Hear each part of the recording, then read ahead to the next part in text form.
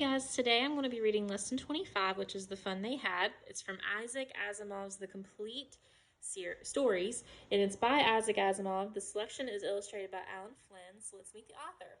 Isaac Asimov is one of the world's best-known science fiction writers. His work helped people take science fiction more seriously. Isaac saw his first science fiction magazine in his father's candy store. After writing his first 300 books, he said, "Writing is more fun than ever.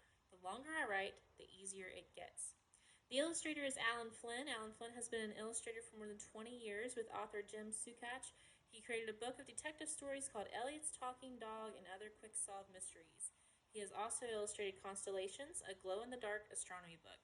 Our target skill this week is author's purpose, so we have to figure out why the author wrote this story. And our genre is science fiction. It's a story that is set in the future and is based on actual scientific ideas. Okay, so if you look, we have an essential question called How do inventions change the way we do things? So while we're reading this, make sure that you are thinking about that question and be ready to put it in your discussion post this week. So let's get started. Margie even wrote about it that night in her diary. On the page headed May 17th, 2157, she wrote, "Today, Tommy found a real book." It was a very old book. Margie's grandfather once said that when he was a little boy, his grandfather told him that there was a time when all stories were printed on paper. They turned the pages, which were yellow and crinkly, and it was awfully funny to read words that stood still instead of moving the way they were supposed to on a screen, you know. And then, when they turned back to the page before, it had the same words on it that it had when they read it the first time. "Gee," said Tommy, "what a waste. When you're through with the book, you just throw it away, I guess. Our television screen must have had 1,000,000 books on it. It's good for plenty more. I wouldn't throw it away." "Same with mine," said Margie. She was 11 and hadn't seen as many telebooks as Tommy had. He was 13. She said, "Where did you find it?" "In my house," he pointed without looking because he was busy reading. "In the attic." "What's it about?" "School." Margie was scornful. "School? What's there to write about school? I hate school." Margie always hated school, but now she hated it more than ever. The mechanical teacher had been giving her test after test in geography, and she had been doing worse and worse until her mother had shaken her head sorrowfully and sent for the county inspector. He was a round little man with a red face and a whole box of tools with dials and wires. He smiled at Margie and gave her an apple, then took the teacher apart. Margie had hoped he wouldn't know how to put it together again, but he knew how all right, and after an hour or so, there it was again, large and square and ugly, with a big screen on which all the lessons were shown and the questions were asked. That wasn't so bad. The part Margie hated most was the slot where she had to put homework and test papers. She always had to write them out in a punch code that they made her learn when she was 6 years old, and the mechanical teacher calculated the mark in no time. The inspector had smiled after he was finished and patted Margie's head. He said to her mother, "It's not the little girl's fault, Mrs. Jones. I think the geography sector was geared a little too quick. Those things happen sometimes. I've slowed it up to an average 10-year level. Actually, the overall pattern of her progress is quite satisfactory." And he patted Margie's head again. Margie was disappointed. She had been hoping they would take the teacher away altogether. They had once taken Tommy's teacher away for nearly a month because the history sector had blanked out completely. So, she said to Tommy, "Why would anyone write about school?" Tommy looked at her with very superior eyes. "Because it's not our kind of school, stupid. This is the old kind of school that they had hundreds and hundreds of years ago," he added loftily, pronouncing the word carefully. "Centuries ago." Margie was hurt. "Well, I don't know what kind of school they had all that time ago." She read the book over his shoulder for a while, then said, "Anyway, they had a teacher."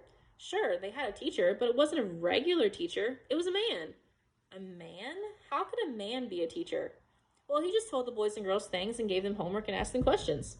"A man isn't smart enough." "Sure he is. My father knows as much as my teacher." "He can't. A man can't know as much as a teacher." "He knows almost as much, I betcha." Margie wasn't prepared to dispute that. She said, "I wouldn't want a strange man in my house to teach me."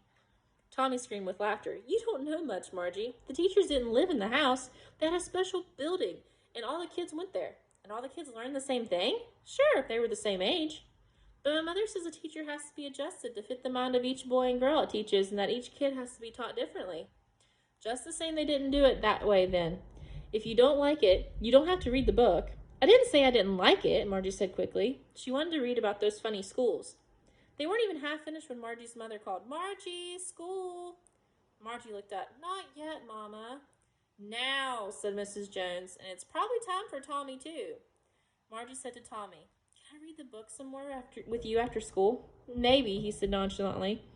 He walked away whistling, the dusty old book tucked beneath his arm. Margie went into the schoolroom. It was right next to her bedroom, and the mechanical teacher was on and waiting for her.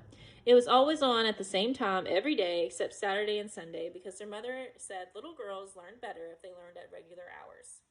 The screen was lit up and it said, today's arithmetic lesson is on the addition of proper fractions. Please insert yesterday's homework in the proper slot.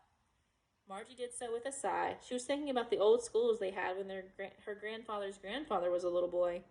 All the kids from the whole neighborhood came, laughing and shouting in the schoolyard, sitting together in the schoolroom, going home together at the end of the day. They learned the same thing, so they could help one another on the homework and talk about it. And the teachers were people. The mechanical teacher was flashing on the screen. When we add the fractions 1/2 and 1/4, Margie was thinking about how the kids must have loved it in the old days. She was thinking about the fun they had. So, our author's purpose is our focus this week. Okay, so we need to figure out why would he have wrote this story? Why would he have did that? The genre is science fiction as well. We're going to focus on that a little bit. It is set in the future, so it features technology that you could only imagine at this point. So we're not really sure. And we're talking about formal and informal language. So when Tommy and Margie are talking to each other, they're normally talking in informal language. Like they use the words I betcha. They use a little bit of slang. Formal language is what people use, or was what the teacher was using when they were talking to him. So, and the inspector actually used it too, with actually the overall pattern of her progress is quite satisfactory. Okay, so we're talking about that type of language. Read and reread this story. It's very short. It's not very long at all. So please reread it. It's a little different, and I want to see what you guys think about it, okay?